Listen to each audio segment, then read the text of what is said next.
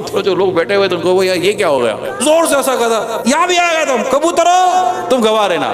وہ تھے دونوں, وہ دو کبوتروں کا گوشت تھا, تم دونوں گواہ رہنا. اب اس پہ یہ کھینکا لگاتا رہا, قدرتی طور پر ایسا ہوا وہ سب کچھ بھول گیا کہ میں بیٹھا کہاں ہوں, اور ایک غیبی طاقت نے اس کی زبان پر سارے کا سارا قتل کا واقعہ جاری کروا دیا. اب وہ ہنستا تھا اور اپنا سارا وہ جنگل میں جس طرح اس نے تاجر کو پکڑا, قتل کیا اور اس کا مال لوٹا, یہ سارا واقعہ اس نے بالکل من عین ایز اٹ از اس نے ہنستے ہنستے ہنستے بیان کر دیا. اور سارے کے سارے جو گھر میں لوگ بیٹھے تھے ہکے بکے رہ گئے, یہ بول کیا رہا آدمی.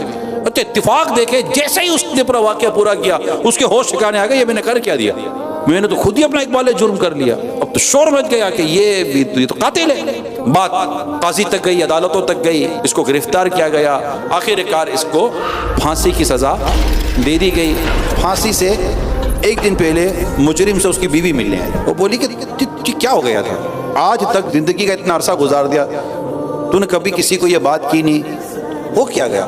وہ بولتا ہے ایک زبردست کوئی غیبی طاقت تھی, اس نے میری زبان کو سلب کر لیا اور میرے اختیار سے میری زبان نکل گئی اور اس پر وہ جاری ہو گیا جو میری زبان میں کبھی بھی نہ آتا. خیر آخر کار اس کو پھانسی ہو گئی, لوگ جمع تھے. کتابوں میں لکھا ہے پیارے صاحب بھائیو, جیسے اس کو پھانسی ہوئی اور اس کی جب لاش لٹکی, دو کبوتر اڑ کر ساکن حالت میں اسے سر پر آ کر بیٹھ گئے اور گویا کہ جیسے کہ شور مچا, اللہ لا الہ الا اللہ. یعنی بالکل ایک سب کے سامنے ایک چیز اتنی واضح ہو گئی کہ اللہ کی لاٹھی بھی آواز ہے. بندہ لاکھ مردوں میں چپ کر گناہ کرے مگر وہ تو دیکھ رہا ہے نا جو ظاہر کرنے پر قادر ہے. بندے کو ہر وقت